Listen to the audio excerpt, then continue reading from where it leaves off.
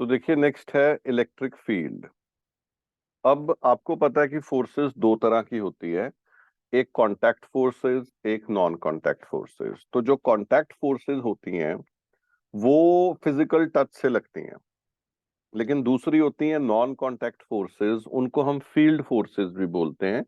जैसे कि electrostatic force एक नॉन कांटेक्ट फोर्स है। तो एक चार्ज अपने इर्द गिर्द एक फील्ड बना लेता है, ठीक है। वो डायरेक्टली फिजिकल टच से फोर्स थोड़ी लगती है। तो एक चार्ज क्या करता है, अपने इर्द गिर्द फील्ड बना लेता है। तो दूसरा चार्ज जब उस फील्ड में आता है तो वो फील्ड उस पर फोर्स लगाती है, ठीक है।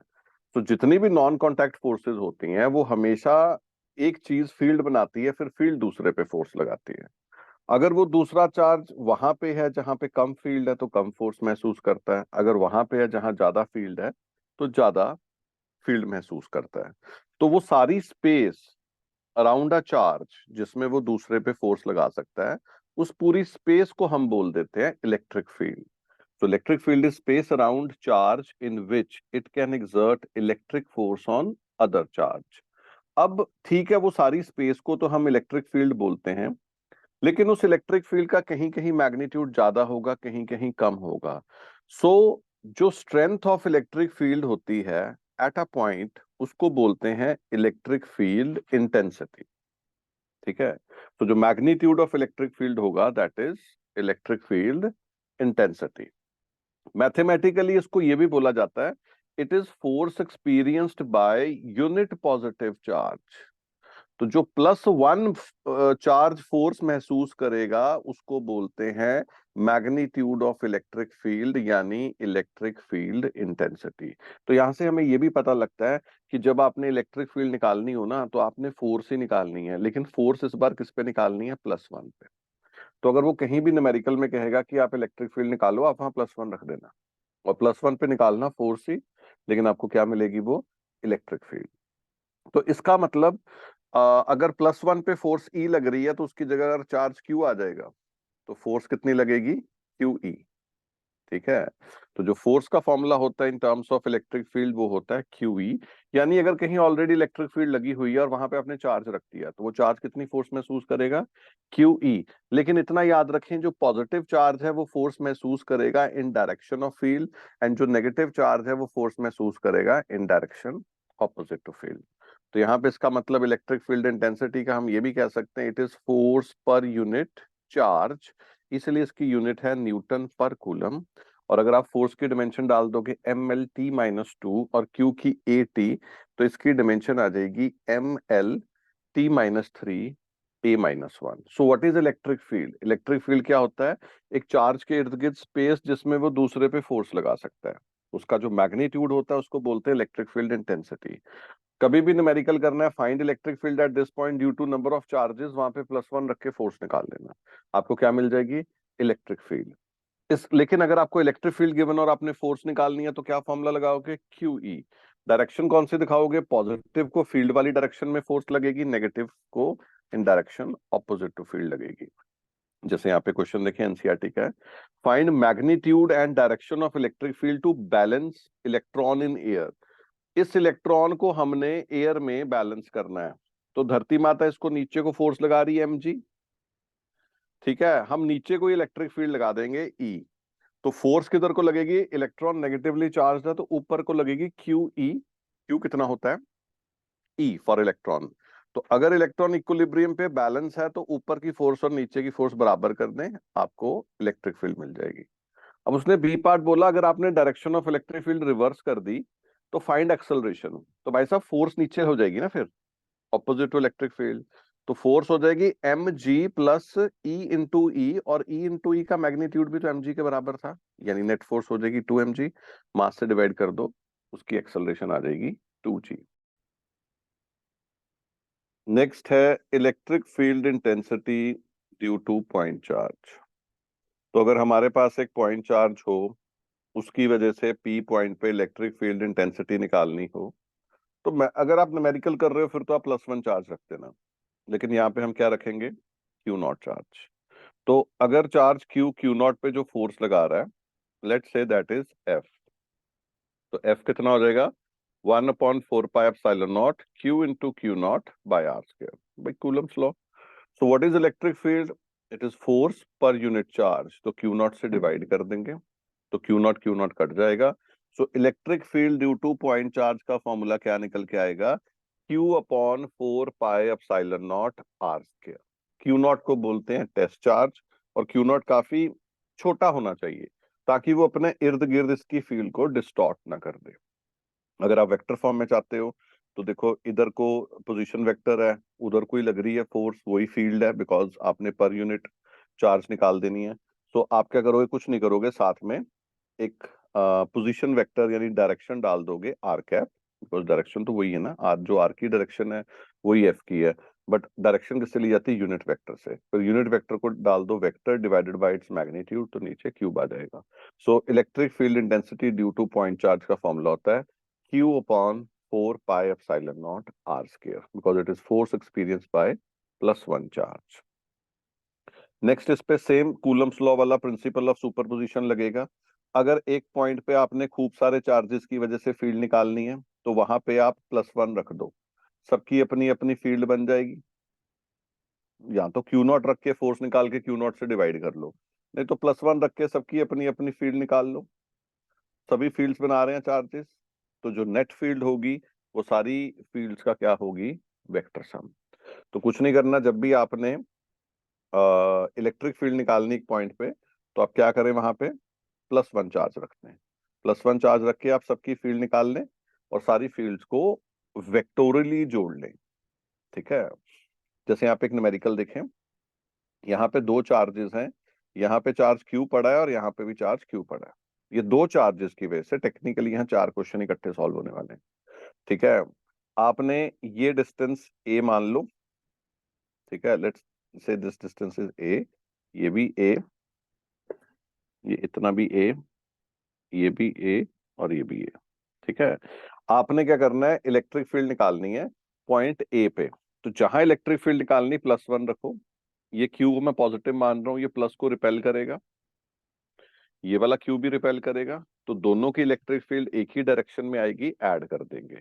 अब एक की दूरी चार्ज की A है, दूसरे की 3A है, बस इतना फर्क है. C पे इलेक्ट्रिक फील्ड निकालनी +1 रखो, ये उसको रिपेल करेगा, ये भी उसको रिपेल करेगा, तो प्लस कर दो, एक ही डायरेक्शन में आ रहे हैं, तो एक का डिस्टेंस A डाल देना, एक का 3A डाल देना. जब आप B पे निकालोगे तो Q की इलेक्ट्रिक फील्ड को रिपेल करेगा +1 को इधर, और ये Q इधर रिपेल करेगा, तो वहां पे B पे कितनी इलेक्ट्रिक फील्ड आ जाएगी? 0. अगर इस पॉइंट पे निकालनी है, लेट्स से पॉइंट D है, तो +1 रख दो, ये Q उसको इस डायरेक्शन में रिपेल करेगा, ये Q उसको इस डायरेक्शन में रिपेल करेगा, दोनों की इलेक्ट्रिक फील्ड बराबर होगी, और क्योंकि वेक्टर बराबर है और बीच में एंगल 60 है, तो रिजल्टेंट बिल्कुल मिडिल में आएगा. 2E cos half of this angle that is 30. cos 30 होता है √3/2, तो आ जाएगा √3E. E मतलब किसी एक चार्ज की इलेक्ट्रिक फील्ड डाल दें. तो बेसिकली जब भी आपने पॉइंट चार्ज की इलेक्ट्रिक फील्ड निकालनी है, उसका फॉर्मूला याद रखें Q/4πε0 R स्क्वायर. एंड अगर एक पॉइंट पे खूब सारे चार्जेस की वजह से निकाल रहे हो तो अलग अलग फील्ड निकाल के उनका वेक्टर सम कर लो, जैसे हमने इस न्यूमेरिकल में करा. तो इस न्यूमेरिकल को एक बार हाथ से कर ले, आपको क्लियर हो जाएगा काफी. Next is electric field lines. तो इलेक्ट्रिक फील्ड लाइन क्या होती है?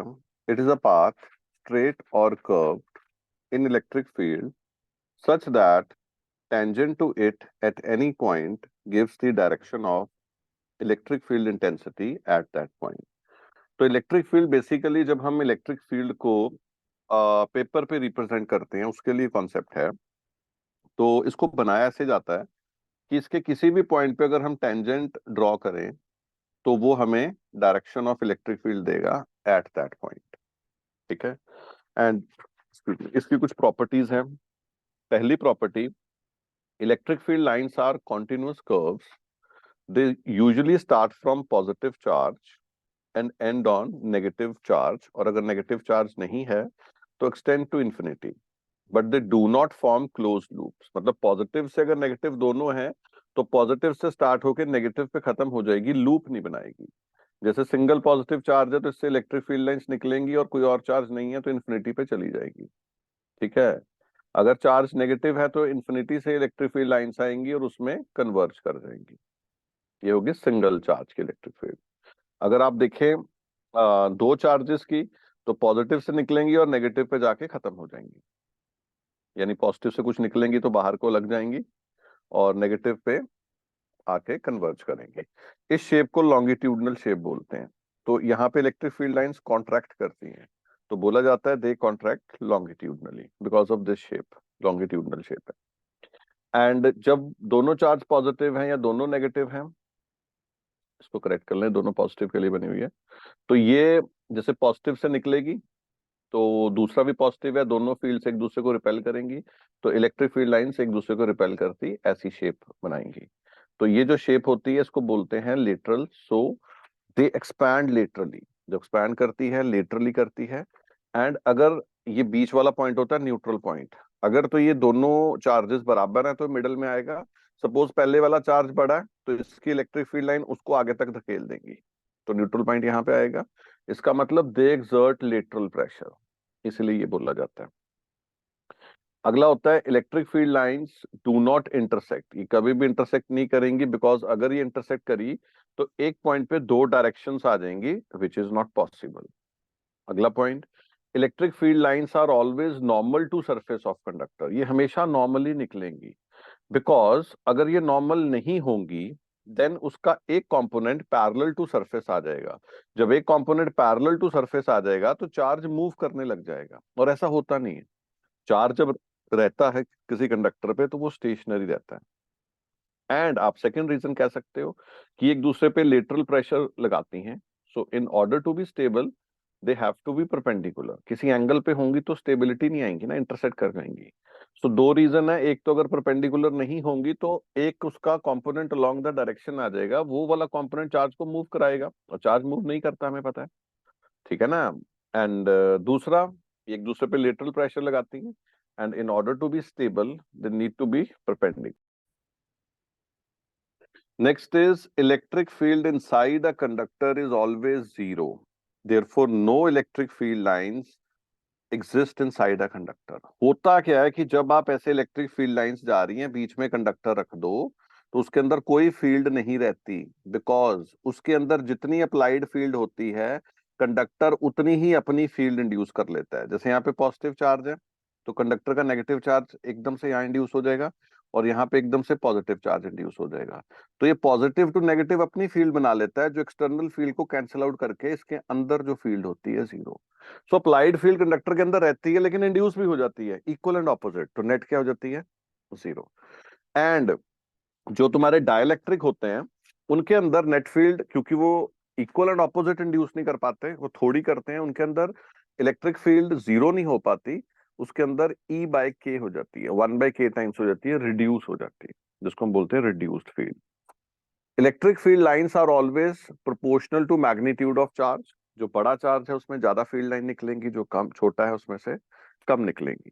एंड यहाँ पे एक बहुत इंपॉर्टेंट है, इलेक्ट्रिक फील्ड इंटेंसिटी की डेफिनेशन भी बनाई जाती है। तो electric field intensity in terms of field lines is defined as number of field lines passing through unit area. 1 metre square में से जितनी फील्ड लाइंस जाएंगी उसको इलेक्ट्रिक फील्ड इंटेंसिटी बोलेंगे, और आगे चल के A मीटर स्क्वायर में से जितनी फील्ड लाइंस जाएंगी उसको फ्लक्स बोलेंगे, ठीक है। So what is electric field intensity? It is defined as number of field lines passing through unit area. तो इसीलिए जो देयरफॉर क्राउडेड लाइंस का मतलब होता है इलेक्ट्रिक फील्ड स्ट्रांग है, एंड डिस्टेंट लाइंस का मतलब होता है इलेक्ट्रिक फील्ड वहां पे वीक है। Next is electric dipole. तो इलेक्ट्रिक डायपोल क्या होता है?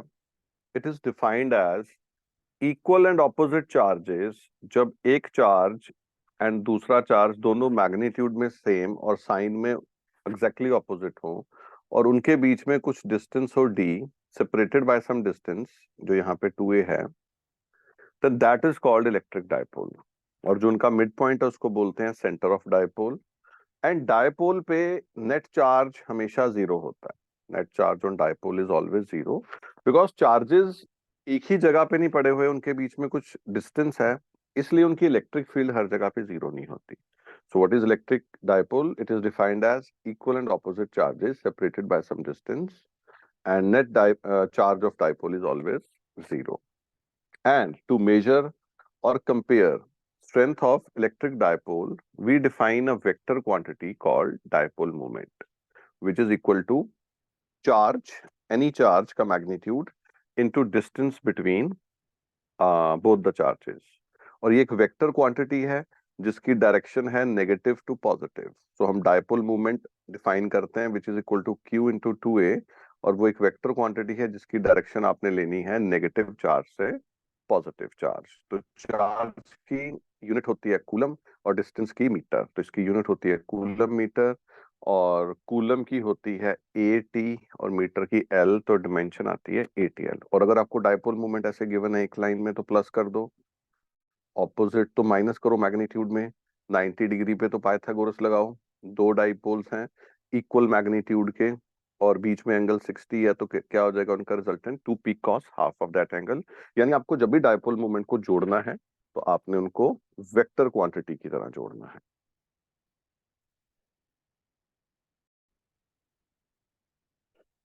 तो इलेक्ट्रिक डायपोल में ये जो line joining both the charges होते हैं इसको बोलते हैं एक्सिस ऑफ डायपोल, और इस लाइन को बोलते हैं एक्सियल लाइन. और ये जो परपेंडिकुलर लाइन होती है इसको बोलते हैं सेंटर से पास करती है इक्वेटोरियल लाइन. तो हमारे पास यहाँ पे देखें ध्यान से, एक चार्ज है -q और एक चार्ज है q, दोनों के बीच दूरियां हैं 2a, और इस डायपोल के सेंटर से r डिस्टेंस पे इस पॉइंट पे कुछ इसका चाहे नाम रख लें ए पॉइंट पे हम निकालना चाहते हैं इलेक्ट्रिक फील्ड, और ये पॉइंट कहाँ पे है, एक्सिस ऑफ डायपोल. तो यहाँ पे ये जो पॉजिटिव चार्ज है ये करीब पड़ा हुआ है, और ये डिस्टेंस r है, ये इतना डिस्टेंस a है, तो इसका डिस्टेंस a पॉइंट से पॉजिटिव चार्ज का है r-a. तो ये +1 को क्योंकि करीब है तो ये रिपेल करेगा और ज्यादा जोर से रिपेल करेगा, और ये नेगेटिव चार्ज +1 को खींचेगा, और क्योंकि उसकी दूरी ज्यादा है तो कम खींचेगा. तो नेट फील्ड किधर को आएगी, राइट को. एंड याद रखना चाहे लेफ्ट पॉइंट ले लो चाहे राइट पॉइंट ले लो, बीच में नहीं. तो जो नेट इलेक्ट्रिक फील्ड की डायरेक्शन आती है ऑन एक्सियल लाइन वो डायपोल मूवमेंट की डायरेक्शन में ही आती है. याद रखने वाला पॉइंट है. तो हमें पता है पॉजिटिव, इस केस में हमने राइट पॉजिटिव वाला रखा है ना, आप इधर रख लेंगे तो देखो ना, आप +1 रखेंगे तो ये नेगेटिव करीब है, ये जोर से खींचेगा, ये रिपेल कम करेगा, तब भी डायरेक्शन राइट ही आएगी. तो जो बाहर वाले पॉइंट्स होते हैं यहाँ पे जो इलेक्ट्रिक फील्ड की डायरेक्शन आती है ये हमेशा आएगी इन डायरेक्शन ऑफ डायपोल मूवमेंट. तो ये पॉजिटिव चार्ज की वजह से इलेक्ट्रिक फील्ड बनेगी Q/4πε0 r-a का स्क्वायर, क्योंकि उसकी दूरी r-a है, और नेगेटिव चार्ज की जो दूरी है दैट इज r+a, तो उसकी वजह से आ जाएगी Q/4πε0 r+a का स्क्वायर. डायरेक्शन ऑपोजिट थी तो हमने माइनस कर दिया.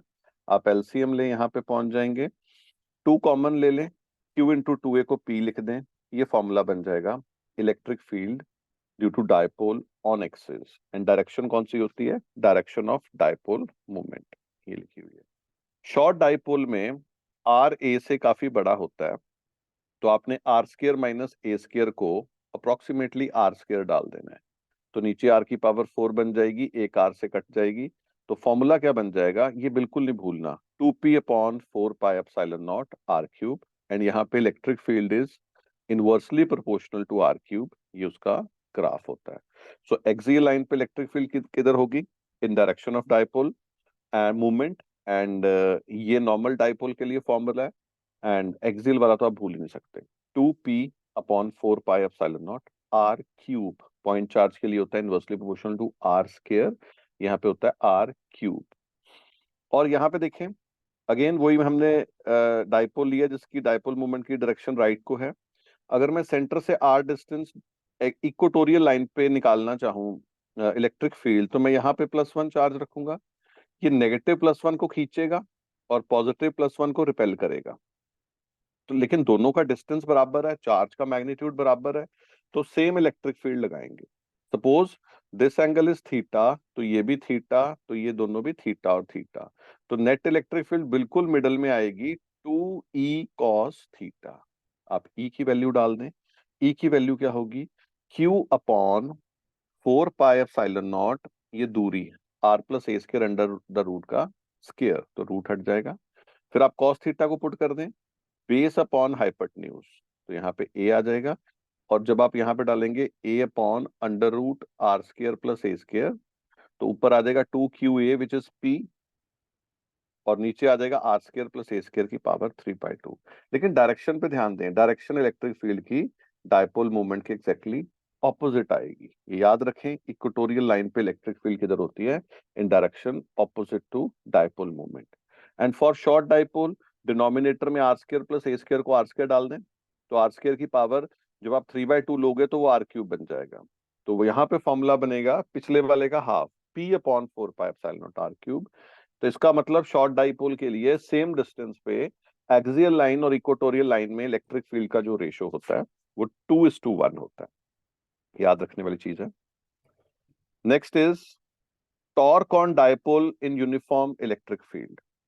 तो अगर आपने एक डाइपोल को रखा, charge plus Q minus Q, बीच में दूरियां 2a, उसको यूनिफॉर्म इलेक्ट्रिक फील्ड में रखा, तो बात को समझें, ये पॉजिटिव इलेक्ट्रिक फील्ड आपने राइट को लगाई है, तो पॉजिटिव चार्ज जो फोर्स महसूस करेगा वो इन डायरेक्शन ऑफ फील्ड करेगा QE, और negative charge in direction opposite to क्या कहते होते हैं इलेक्ट्रिक फील्ड महसूस करेगा अगेन QE।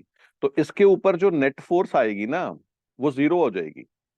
अब बात को समझें, जो इस डाइपोल के ऊपर नेट फोर्स है अगर आप ध्यान से देखें वो तो जीरो है, क्योंकि राइट को QE लग रही है और लेफ्ट को QE लग रही है। ठीक है, लेकिन इन दोनों फोर्सेस का लाइन ऑफ एक्शन, इनको एक्सटेंड कर दें, वो सेम नहीं है, उसके बीच कुछ डिस्टेंस है, तो इसलिए एक दूसरे पे टॉर्क लगाएंगी। अब टॉर्क कितना लगाएंगी, आप सीधा याद रखें, आप किसी एक फोर्स को ले लें, जैसे ये पहली फोर्स है QE, ये दूसरी फोर्स है QE, तो उनके बीच का परपेंडिकुलर डिस्टेंस निकाल लें। ठीक है, सो कितना आएगा, फोर्स आ जाएगी QE और परपेंडिकुलर डिस्टेंस आ जाएगा 2a साइन थीटा। तो Q इंटू 2a को बाद में लिख दें P, तो बन जाएगा PE साइन थीटा, जिसका फॉर्मूला बन जाएगा P क्रॉस E, यानी PE साइन थीटा। यानी थीटा जीरो है तो टॉर्क जीरो, फोर्स तो थी जीरो, टॉर्क भी जीरो हो गया। इस पोजीशन को बोलते हैं स्टेबल इक्विलिब्रियम। थीटा 180 पे टॉर्क तो जीरो, फोर्स तो जीरो थी, टॉर्क अगेन जीरो, लेकिन इसको बोलते हैं अनस्टेबल इक्विलिब्रियम, याद रखना बहुत जरूरी है। और थीटा 90 पे टॉर्क हो जाएगा P इंटू E, वो मैक्सिमम होगा। अगर आप एक डायपोल को इलेक्ट्रिक फील्ड में रखते हैं, आपको मालूम है कि उसको कितना टॉर्क लगेगा, PE साइन थीटा। ठीक है, लेकिन अगर थीटा, अब अगर आप छोड़ देंगे ना उसको, वो एक ऑसिलेटरी मोशन करेगा। लेकिन स्पेशल केस में जब थीटा बहुत छोटा होता है तो उस पर टॉर्क लगता है PE थीटा। ठीक है, इस केस में क्योंकि torque directly proportional to theta, इसका मतलब आप सीधा लिखो कि इसका मतलब वो एंगुलर SHM करेगा, ये कंडीशन होती है एंगुलर SHM की। अब जो भी टॉर्क है उसको K थीटा लिख दो और K निकालो, तो कंपेयर करोगे K कितना निकल आएगा, PE। और टाइम पीरियड का फॉर्मूला आपको याद होना चाहिए, नहीं तो याद करो, एंगुलर एसएचएम में जो टाइम पीरियड होता है वो 2π√I/K होता है। K की जगह आप डाल देंगे PE और I की जगह डाल दोगे 2ma²।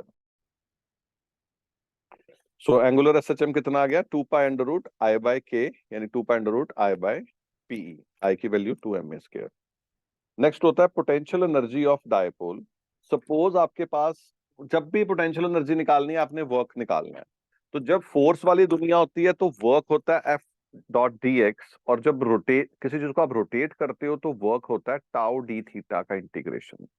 सपोज एक डायपोल था, उसका इनिशियल एंगल था इलेक्ट्रिक फील्ड के साथ θ1, आपने घुमा के उसको θ2 पे ले गए, तो उसका टॉर्क की वैल्यू डाल दो PE साइन थीटा। तो वर्क कितना किया आपने, sorry, tau D theta, θ1 to θ2, tau की वैल्यू डाल दो PE साइन थीटा। साइन का इंटीग्रेशन होता है minus cos, upper limit minus lower limit, फिर माइनस एडजस्ट कर दो। सो वर्क आपका होगा PE cos θ1 माइनस cos θ2। यही होगा चेंज इन पोटेंशियल एनर्जी।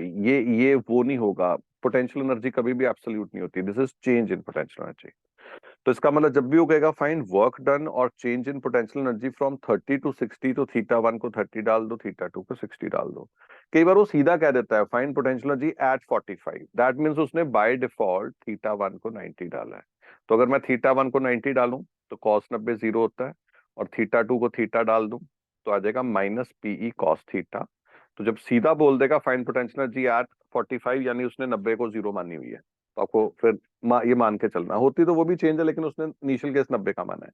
फिर आप फॉर्मूला लगा देना माइनस पीई कॉस थीटा। अब इसमें अगर मैं थीटा को 0 डालू ना, तो कॉस 0 क्या होता है 1, तो पोटेंशियल हो जाएगी minus PE which is minimum, and 180 पे आ जाएगा कॉस 180 माइनस 1 होता है plus PE which is maximum. तो ये जो पीछे हमने स्टेबल इक्विलिब्रियम लिखा था ना थीटा 0 पे, फोर्स तो 0 थी, टॉर्क 0 था, लेकिन पोटेंशियल एनर्जी मिनिमम थी, इसलिए स्टेबल इक्विलिब्रियम था। और 180 पे फोर्स और टॉर्क तो 0 थे, लेकिन पोटेंशियल एनर्जी मैक्सिमम हो जाती, इसलिए उसको बोलते हैं अनस्टेबल इक्विलिब्रियम। ये सारे पॉइंट्स याद करने वाले अच्छे से। तो नेक्स्ट होता है फिजिकल सिग्निफिकेंस ऑफ डायपोल। तो जो मॉलिक्यूल्स होते हैं, अब बेसिकली जो डायपोल है ना, इसकी जो असली सिग्निफिकेंस है वो मॉलिक्यूलर लेवल पे ही है। अगर आप नॉर्मल रियल लाइफ में बात करोगे तो वो 2 पॉइंट चार्ज ही माने जाते हैं, लेकिन मॉलिक्यूलर लेवल पे हम उनको डायपोल कंसिडर करते हैं, छोटी छोटी चीजों को बेसिकली। फिर चार्ज अलग डिस्टेंस अलग नहीं हम लेते, हम सीधा उसको डायपोल ही लेते हैं।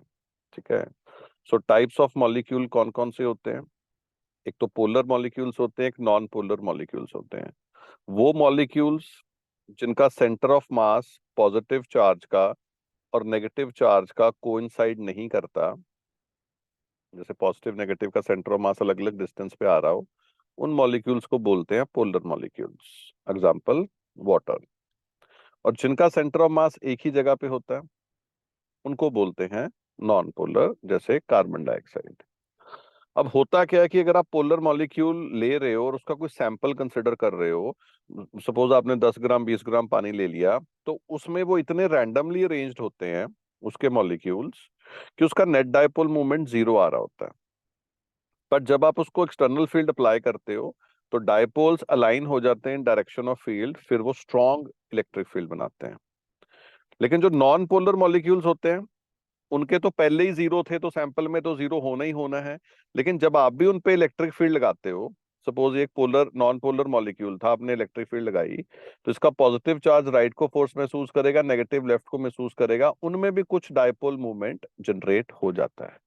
तो यही रीजन है कि कई बार जो अच्छे इंसुलेटर्स होते हैं उनको हम डाइलेक्ट्रिक बोलते हैं, बिकॉज एक्सटर्नल फील्ड में उनके पॉजिटिव नेगेटिव चार्ज थोड़ा थोड़ा थोड़ा एक दूसरे से दूर हो जाते हैं, जिसकी वजह से कुछ डायपोल मोमेंट वो भी बनाते हैं। तो this is called physical significance of dipole. Next देखें। Next is electric field due to ring. अगर हमें एक रिंग की वजह से इलेक्ट्रिक फील्ड निकालनी हो ऑन द एक्सिस, तो कैसे निकालेंगे? हम उसके ऊपर एक पॉइंट चार्ज लेंगे, छोटा सा पॉजिटिवली चार्ज मानी है, इस पॉइंट चार्ज की इलेक्ट्रिक फील्ड इस डायरेक्शन में होगी, और एक छोटा सा पॉइंट चार्ज और ले लेंगे, उसकी इलेक्ट्रिक फील्ड इस डायरेक्शन में होगी। रेडियस ऑफ रिंग हमने यहाँ पे माना है, लेट्स से ए, एंड ये ऊपर वाला जो डिस्टेंस है दैट इज स्मॉल आर, और एक्सिस पे जो डिस्टेंस है दैट इज एक्स। तो अगर आप ध्यान से देखें, अगर मैं इस एंगल को थीटा मान लूं और ये भी थीटा होगा, तो ये दोनों एंगल भी थीटा ही होंगे। तो ये दो इक्वल इलेक्ट्रिक फील्ड्स हैं, डीई और डीई, इनके बीच एंगल 2 थीटा है, तो जो उसका रिजल्टेंट होगा वो सिर्फ एक्सिस के लॉन्ग आएगा, 2 DE cos थीटा। ये वर्टिकल वाले कंपोनेंट कैंसिल आउट हो जाएंगे। या आप ऐसे सोचे, आपने डीई को रिजॉल्व कर दिया, इधर कॉस इधर साइन, दूसरे को भी रिजॉल्व कर दिया कॉस साइन, तो ये वर्टिकल कंपोनेंट कैंसिल आ जाएंगे। तो नेट इलेक्ट्रिक फील्ड जो होगी वो सिर्फ और सिर्फ एक्सिस पे मिलती है, that is due to two elements it is 2 DE cos theta. लेकिन अगर मैं एक एलिमेंट की कंसिडर करूं डी कॉस थीटा, तो भी कोई चक्कर नहीं है, बट मैं फिर पूरी रिंग के लिए इंटीग्रेट कर दूंगा। दो एलिमेंट सिर्फ इसलिए लिए जाते हैं ये शो करने के लिए कि इलेक्ट्रिक फील्ड सिर्फ एक्सिस के लॉन्ग आएगी। तो मैं डीई की वैल्यू डालूंगा DQ upon 4 pi epsilon naught r square, ये वाला डिस्टेंस, और कॉस थीटा हो जाएगा बेस अपॉन हाइपोटेन्यूज। तो यहाँ कुछ नहीं करना इंटीग्रेट में, सिर्फ DQ का इंटीग्रेशन लिखना है Q, और सिंपल हमारी ये इलेक्ट्रिक फील्ड का फॉर्मूला बन जाएगा। बाद में आप आर की वैल्यू डाल दें। ठीक है। लेकिन इसका एक बहुत इंपॉर्टेंट एप्लीकेशन है, अगर आप एक्स को बहुत छोटा रखें और वहां पे एक चार्ज को रख दें, जैसे suppose this is positively charge ring, एक नेगेटिव चार्ज जिसका मास m हो, उसको बहुत इसके पास रख के छोड़ दें, तो वो कितनी फोर्स महसूस करेगा?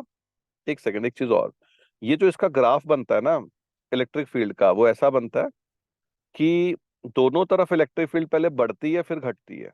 तो ये जो मैक्सिमम होती है ना, ये a/√2 पे होती है, याद रखना, दोनों तरफ इलेक्ट्रिक फील्ड। ये उसका ग्राफ है, इंपॉर्टेंट है। अब हम यहाँ पे थे, अगर आपने नेगेटिव चार्ज रख दिया तो कितनी फोर्स महसूस करेगा, Q0E।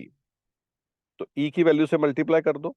x अगर r से बहुत छोटा है तो x² + r² को r² डाल दो, तो डिनोमिनेटर में r³ आ जाएगा। ध्यान से देखो, force directly proportional to x आ गई। उसी टाइम खुश हो जाए वो SHM करेगा, उस फोर्स को kx लिख दे, वहां से k मिल जाएगा। टाइम पीरियड का फॉर्मूला आपको याद होना चाहिए, 2.√m/k, k की यहाँ पे वैल्यू डाल देंगे तो वो पार्टिकल क्या करेगा, SHM। ये दोनों आर्टिकल इंपॉर्टेंट नहीं है, बहुत इंपॉर्टेंट है। Next is electric flux. तो अभी हमने इलेक्ट्रिक फील्ड इंटेंसिटी जब हम डिफाइन कर रहे थे तो हमने कहा था कि जो 1 मीटर स्क्वायर में से फील्ड लाइंस जाती हैं, that is magnitude of electric field intensity.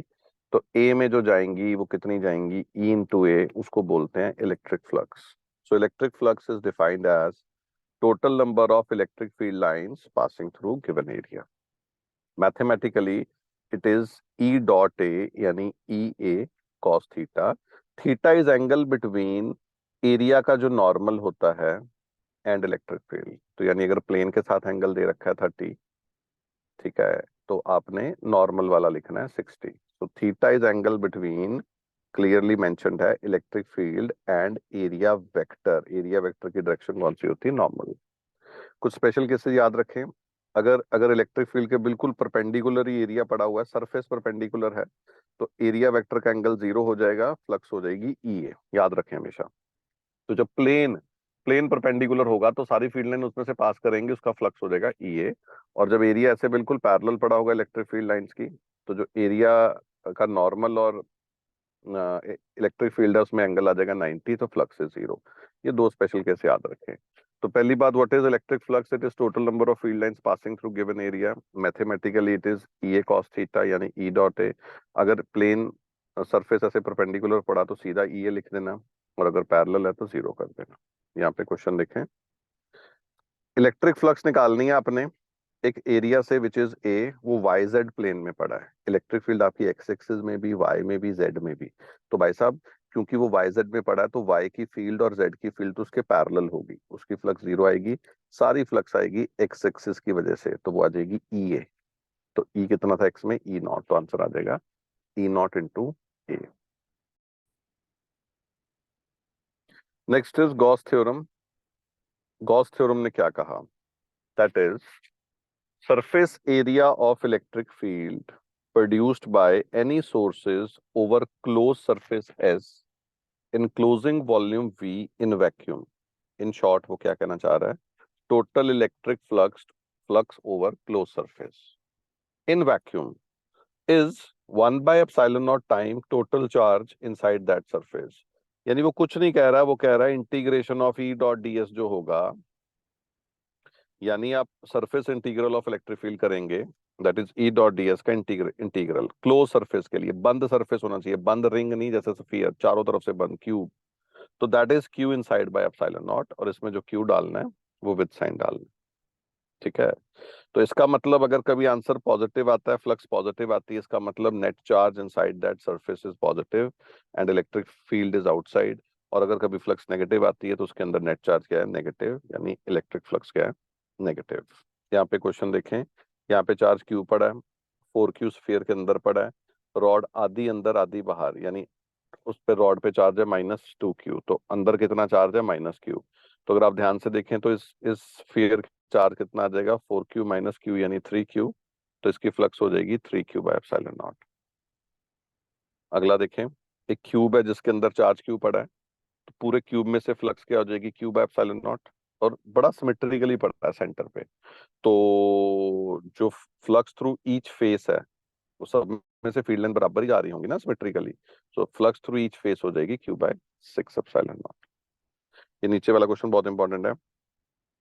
Electric field है E0 × X i कैप। के बच्चे इतने में बूंदल जाते हैं, बस ये X डाल दिया, ये i कैप डाल दिया। मतलब i कैप का मतलब है इलेक्ट्रिक फील्ड X एक्सिस के अलॉन्ग है, X का मतलब है वो वेरी कर रही है। यहाँ पे आपने एक सिलेंडर रखा है, एक सिलेंड्रिकल सरफेस बनाया, उसका स्टार्टिंग पॉइंट पे XL है, तो उसका कुछ नहीं मतलब X की जगह L डाल दो, यानी यहाँ पे इलेक्ट्रिक फील्ड होगी E0 × L, और यहाँ पे X2L है, ठीक है ना, दे रखा होता है एल एल, कई बार क्यूब बना देते हैं, कई बार सिलेंडर बना देते हैं, तो यहाँ पे आ जाएगी E0 × 2L, बस इतना मतलब है।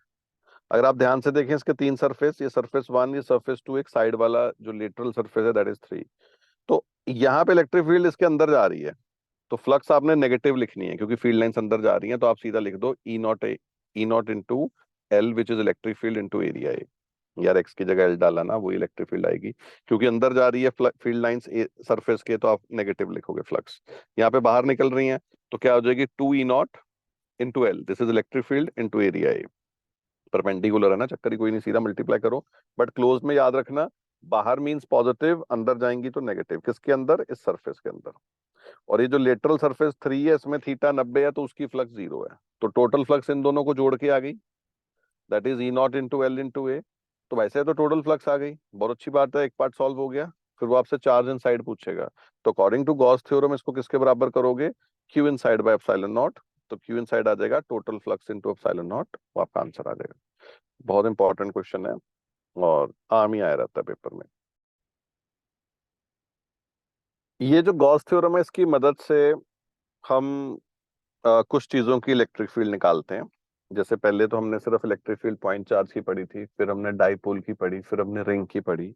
अगर स्फेरिकल बॉडी की इलेक्ट्रिक फील्ड निकालनी हो, यहाँ पे हम कंसिडर कर रहे हैं स्फेरिकल शेल, यानी वो अंदर से खाली है। इवन कंडक्टिंग स्फीयर होगा तो भी उसको शेल ही मानना है, क्योंकि सारा चार्ज उसके सरफेस पे ही होगा। लेट्स से एक स्फेरिकल शेल है जिसका रेडियस है कैपिटल क्यू, सॉरी रेडियस है कैपिटल आर, और उस पर चार्ज है कैपिटल क्यू। इसकी वजह से सबसे पहले इलेक्ट्रिक फील्ड निकालेंगे आउटसाइड। एक मैंने पॉइंट ले लिया ए आउटसाइड, तो वहां पे एक स्फीयर बनाएंगे। ये जो स्फीयर है ये हमारा गॉसियन सरफेस है, ठीक है। तो अगर आप ध्यान से देखें, इसका पोजीशन वेक्टर मैंने आर मान लिया, और चार्ज क्यू की वजह से इलेक्ट्रिक फील्ड ऐसे बाहर को ही जानी है, लेटरल डायरेक्शन परपेंडिकुलर, और इस छोटे से एरिया का डायरेक्शन होगी बाहर को एन कैप। तो पहले आपने ये स्टेप्स लिखने होते हैं। इसकी फ्लक्स लिखोगे d phi is equal to E dot d s, तो वो आ जाएगा E into d s into cos zero. Cos zero 1 होता है, तो ई इंटू डी एस आ जाएगा। फिर आप उसको इंटीग्रेट कर दोगे। इलेक्ट्रिक फील्ड इतना सिमेट्रिकल सरफेस लिया, हर पॉइंट पे सेम है, तो इलेक्ट्रिक फील्ड कांस्टेंट हो जाएगी, बाहर आ जाएगा, यानी E integration of D S according to Gauss theorem it is equal to Q inside by epsilon nought. और इसमें हमेशा आपने दो वैल्यूज डालनी है, एक डीएस की वैल्यू डालनी है, तभी हाईलाइट करा हुआ है, एक क्यू इनसाइड की डालनी है।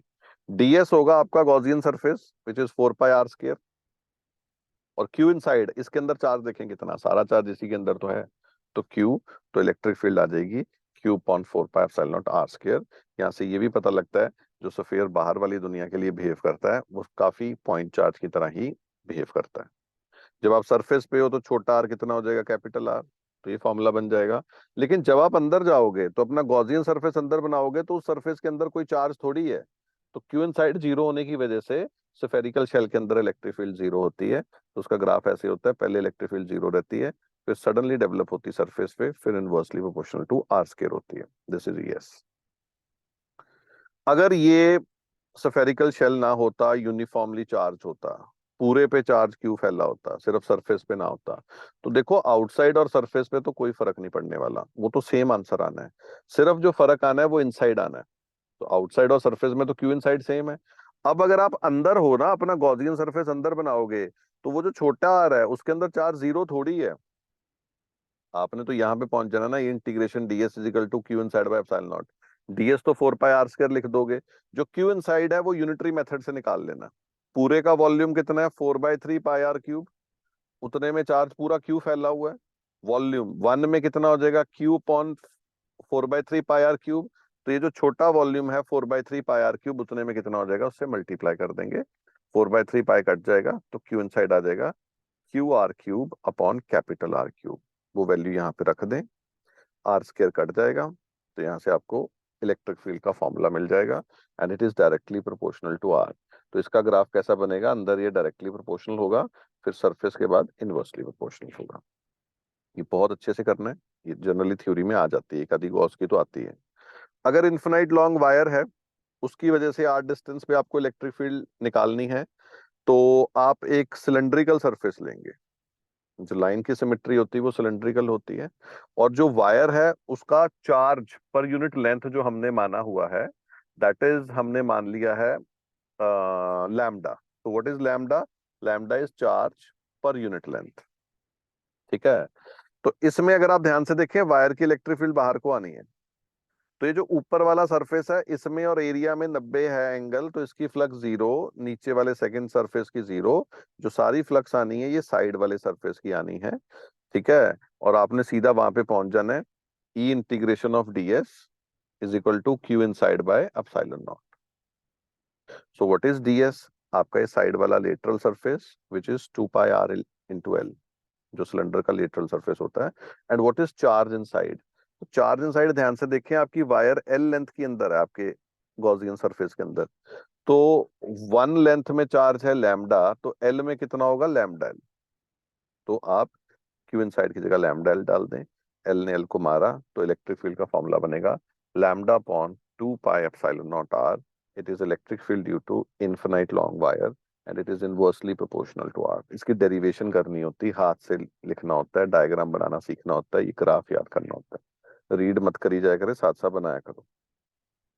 अगर आ गई electric field due to thin infinite plane sheet, तो ये शीट आ गई। अब शीट में एरिया होता है, सो उसका आप लोगे सरफेस चार्ज डेंसिटी सिग्मा।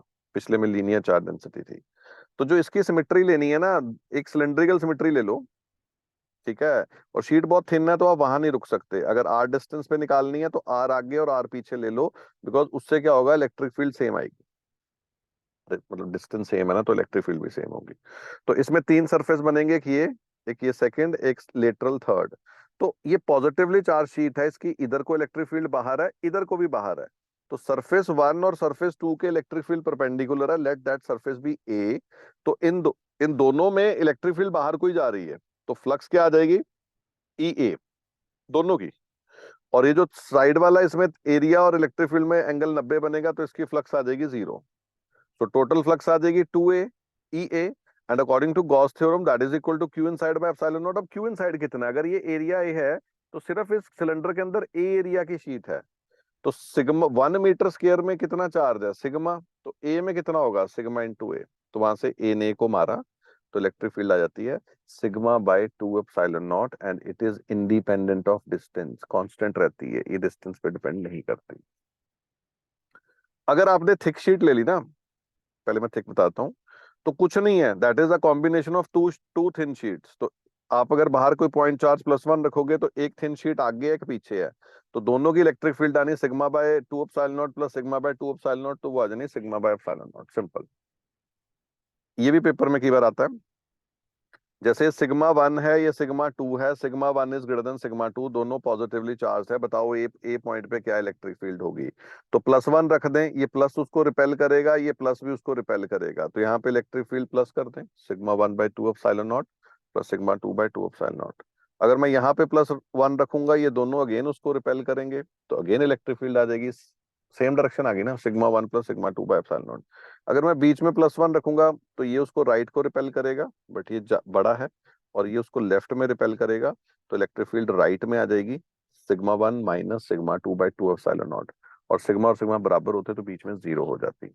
ये आपका कैपेसिटर की इलेक्ट्रिक फील्ड है। तो कैपेसिटर में surface charge density equal and opposite होती है।